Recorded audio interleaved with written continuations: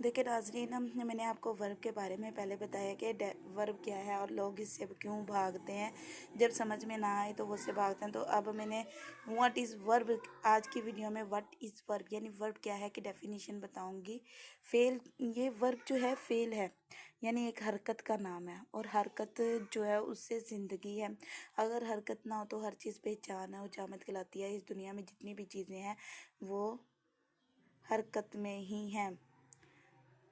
तो इसलिए सबसे पहले तो आपके लिए ज़रूरी है कि आप टेंसेस को एक अच्छे तरीके से समझ लें।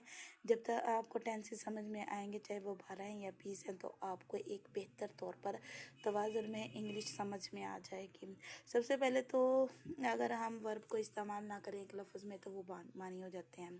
तो अब ये देखो, एक गिलास दूध लाओ में अगर मैं सिर्फ एक गिलास कहूँ कि एक गिलास दूध, एक गिलास दूध, अब इस जुमले की सही समझ में नहीं आ रही है कि हमने ये क्या पढ़ना है।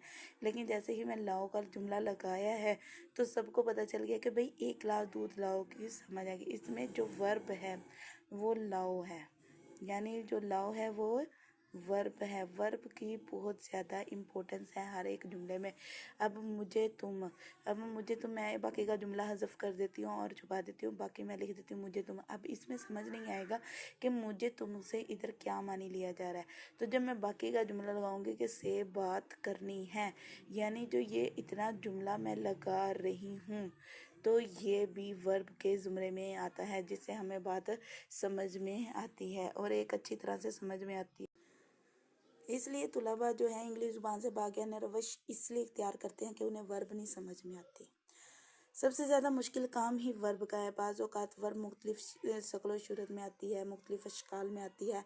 आज इंग्लिश सीखने वाले की मिसाल उस अंधे की है जो जंगल में हो और मंजिल नामालूम हो।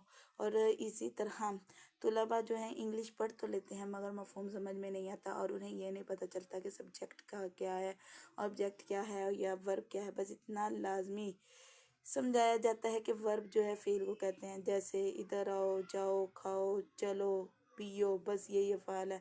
इतना सा समझा कर उस्ताद कराम अपने फ़राइज़ से सबकदोश हो जाते हैं। जबकि तुलबा इस बात से सेटिस्फाई नहीं होते हैं। उन्हें जब तक वर्ब फ़ेल की पूरी डेफिनेशन ना बता दी जाए तो उन्हें सुकून नहीं मिलता, क्योंकि तुलबा जो होते हैं एक सीखने की उम्र में होते हैं। उन्हें जितना भी सिखाया जाए बहुत ही ज़्यादा कम है। तो इसलिए वो जब उन्हें मुख्तसर तौर पर बताया जाता है तो उनके अंदर एक इल्म की तशनीगी बाकी रह जाती है, और जिसकी वजह से उनकी तशनीगी बढ़ती रहती है और कम होने का नाम नहीं लेती जब तक कि उन्हें मुकम्मल इंफॉर्मेशन ना दी जाए।